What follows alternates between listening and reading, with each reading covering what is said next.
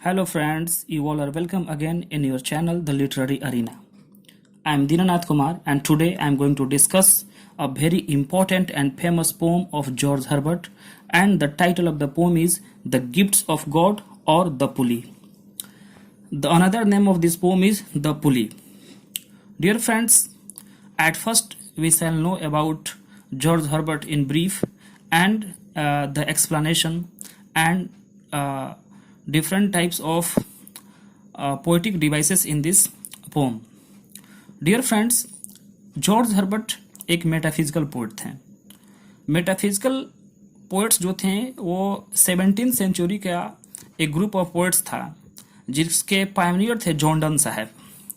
और John Donne साहब के साथ में अन्य पोएट्स भी थे जिनमें George Herbert, Andrew marvel, Abraham कॉले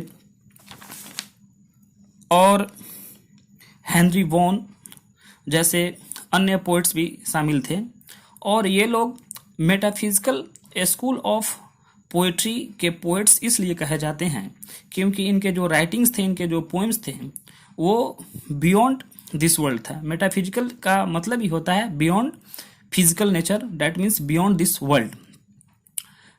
जॉर्ज हर्बर्ट साहब जो थे वो एक रिलीजियस पोइट थे क्योंकि ये रिलीजन के बारे में लिखते थे, गॉड के बारे में लिखते थे, relation between man and God के बारे में लिखते थे, लव के बारे में लिखते थे, डिवाइन लव के बारे में लिखते थे. तो ये जो है एक सेंट पोएट और रिलीजियस पोएट कहे जाते हैं. और and he was much more influenced by John Donne and Abraham कॉले. डियर फ्रेंड्स, ये पोएम जो है present poem the gifts of God, जिसका दूसरा नाम है पुली. पुली जो है एक मैकेनिकल डिवाइस होता है. आप पिक्चर में देख भी सकते हैं. एक मैकेनिकल डिवाइस होता है जो दो वस्तुओं को कनेक्ट करता है. कनेक्ट करने का काम में आता है ये. बेसिकली ये फिजिक्स में पढ़ा जाता है पुली के बारे में. तो डियर फ्रेंड्स, ये यहाँ पे पोएट ने पुली वर्ड का यूज क्यों किया है? क्योंकि जैसे पुली दो वस्तुओं को एक साथ जोड़ने का काम करता है, वैसे ही कवि जो हैं इस पोएम के माध्यम से, पोएट जो हैं इस पोएम के माध्यम से गॉड और मैन को जोड़ना चाहते हैं.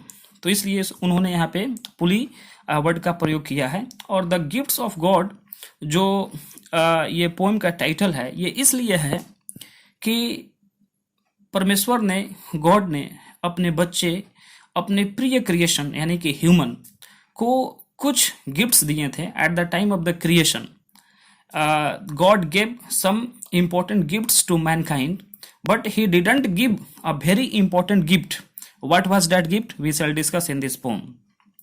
Friends, थोड़ा सा हम लोग ब्रीफ में जान लेते हैं जॉर्ज हर्बर्ट साहब के बारे में.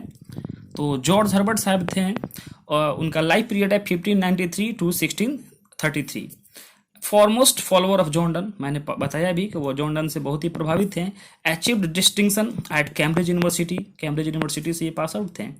टुक होली ऑर्डर्स, नोन फॉर सेप poetry and religious poems published posthumously. और इनके देहांतोपरांत इनकी कविताएं जो है प्रकाशित हुई, जिसमें फेमस पोएम्स हैं द अल्टर, स्टबिंग्स, the collar, the pulley, virtue और द टेम्पल. ये कलेक्शन ऑफ पोएम्स है, इन्हीं में ये सारे पोएम्स जो थे शामिल हैं. जॉर्ज हर्बर्ट साहब जो हैं, थोड़ा आप यहाँ देखेंगे, विजिबल है ही. Herbert is a contemporary of John Donne. He is the finest of the religious metaphysical poets.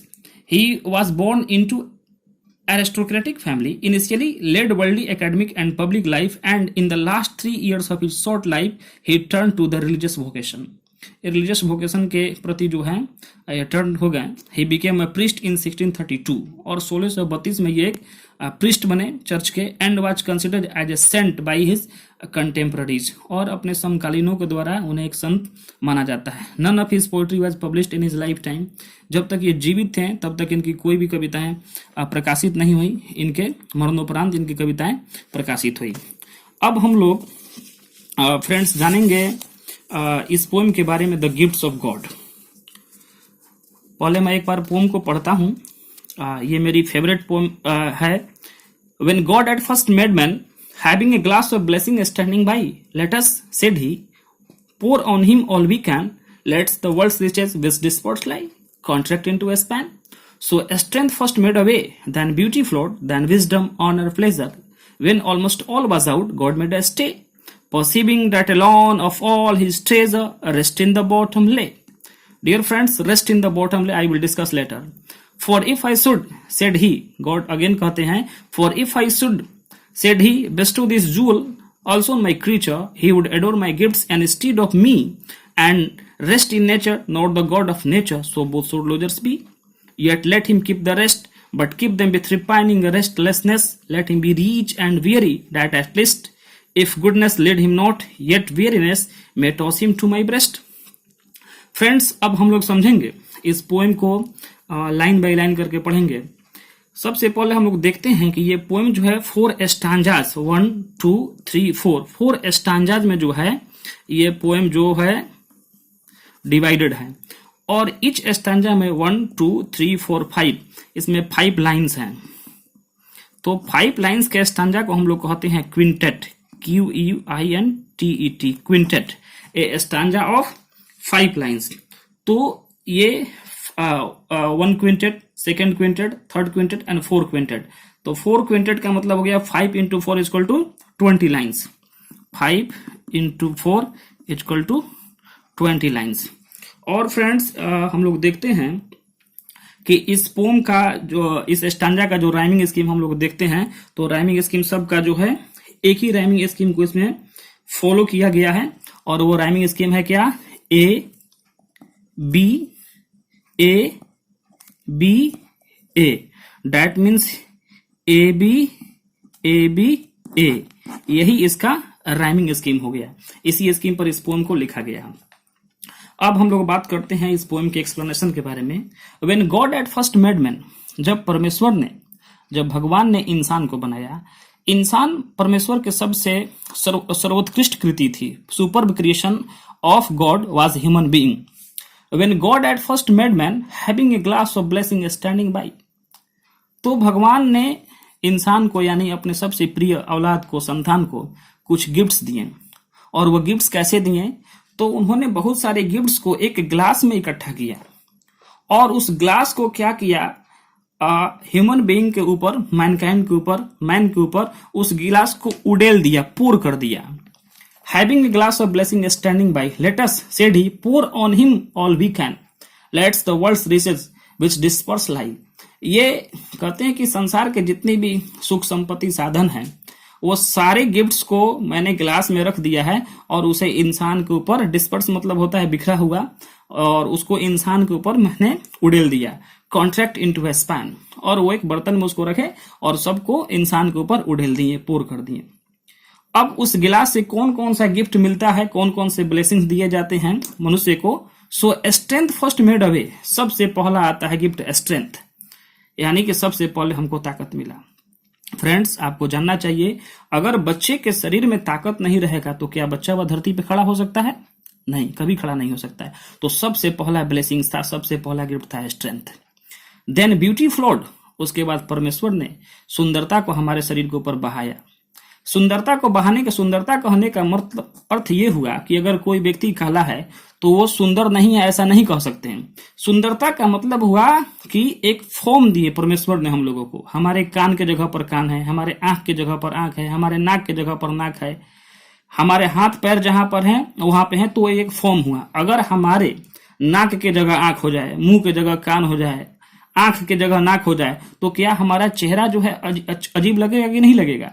तो इसको हम लोग कहते हैं this is called symmetrical form. तो परमेश्वर ने हमको एक सिमेट्रिकल फॉर्म दिया, एक ब्यूटी दिया। देन विजडम, उसके बाद परमेश्वर ने हम लोगों को बुद्धि दिया, विजडम दिया। उसके बाद ऑनर, प्रतिष्ठा दिए, और प्लेजर दिए, खुशियां दिए। When almost all was out, जब गिलास से लगभग सब कुछ गिर ही गया था, हमारे ऊपर पोर कर ही दिए थे, गॉड मेड अ स्टे, तो परमेश्वर अब रुक गए, कहें कि नहीं, अब जो गिलास में बचा हुआ है लास्ट वाला चीज, अब वो उसको हम नहीं देंगे, अब हम उसको नहीं गिराएंगे। When almost all was out, God made a stay, perceiving that alone of all his treasure rest in the bottom lay. Dear friends, this is the most important line of this poem, rest in the bottom lay. Rest in the bottom lay, ये rest जो है यही सबसे important चीज है।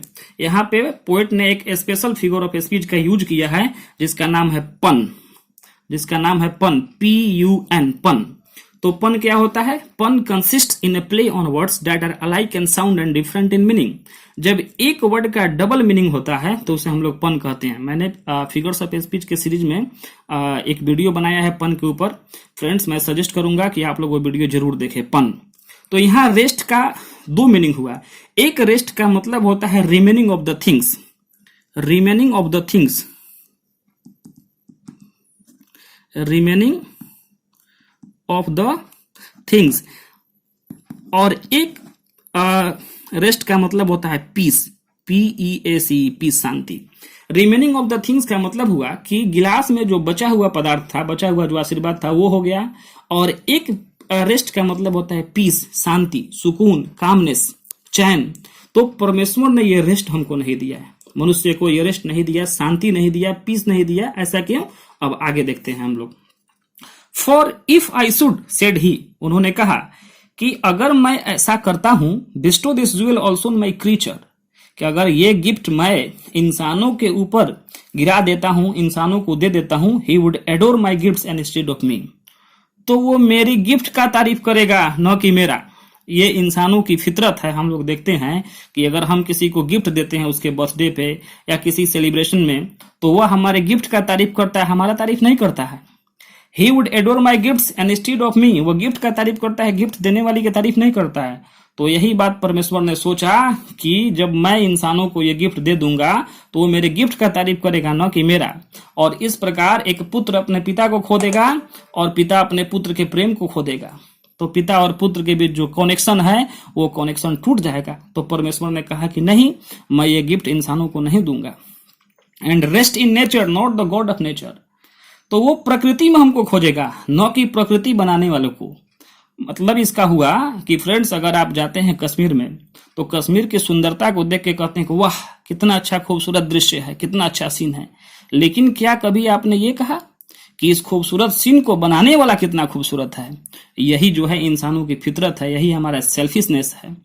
तो हम परमेश्वर को याद नहीं करते हैं, परमेश्वर के तारीफ को नहीं, परमेश्वर के तारीफ नहीं करते हैं, बल्कि परमेश्वर के बनाए जाने वाले गिफ्ट का तारीफ करते हैं। यही सोचकर परमेश्वर ने कहा कि मैं इंसानों को ये रेस्ट जो है, ये जो ज्वेल जो है, ये रत्न जो है, रत्न रूपी गिफ्ट जो है, मैं इंसान को नहीं दूंगा। ऐसा क्यों? Yet let him keep the rest, बाकी सारी चीजें जो है उसको दे दीजिए, but keep them with repining restlessness, लेकिन उसको बेचैन रहने दीजिए। मनुष्य को बेचैन रहने दीजिए। सारी सुख संपत्ति धरती पर वो ले ले, लेकिन फिर भी मनुष्य क्या रहेगा? शांति के बिना रिपाइन करेगा, रेस्टलेस रहेगा, डिजायरस रहेगा, रेस्ट को खोजेगा। आज हम लोग देखते हैं कि शांति के खोज में हम लोग तरह तरह के धाम तीर्थ यात्रा पर जाते हैं, देवी देवताओं के पास जाते हैं, अपने माथा पटकते हैं, लेकिन तभी भी हमको शांति नहीं मिलता है। Let him be rich and weary, परमेश्वर कहते हैं कि इंसान को जो है अमीर होने दो, लेकिन वो थकेगा। That at least if goodness lead him not, yet weariness may toss him to my breast. जब उसको शांति नहीं मिलेगा, जब इंसान को सुकून नहीं मिलेगा, तो वो आएगा दौड़ते हुए मेरे दरवाजे पर गिरेगा। और इस प्रकार एक पिता को उसका पुत्र मिल जाएगा और पुत्र को उसे अपने पिता का प्रेम मिल जाएगा। तो इस प्रकार ये डिवाइन कनेक्शन जो है वो बना रहेगा। मैंने शुरू में ही बताया कि जॉर्ज हर्बर्ट साहब जो थे वो एक सेंट थे, वो एक रिलीजियस पोएट थे, परमेश्वर के सच्चे भक्त उनको कहिए वैसे थे। तो उन्होंने एक पिता और पुत्र के बीच का जो संबंध होता है इस पोएम के माध्यम से बताया है। डियर फ्रेंड्स, मुझे उम्मीद है कि आपको ये पोएम समझ में आ गई, और इस पोएम को एक बार में अगर समझ में नहीं आता है तो आप इसे 2 बार में समझें, लेकिन इस पोएम को समझें। Thank you friends, thank you very much अपना कीमती समय देने के लिए। चैनल को सब्सक्राइब करें, वीडियो को अधिक से अधिक शेयर करें, और अपना कमेंट बॉक्स में दें। अगर दूसरा वीडियो देखना चाहते हैं तो मुझे जरूर बताएं, कमेंट बॉक्स में कमेंट करें। Thank you friends, thank you very much. मिलते हैं नेक्स्ट वीडियो में।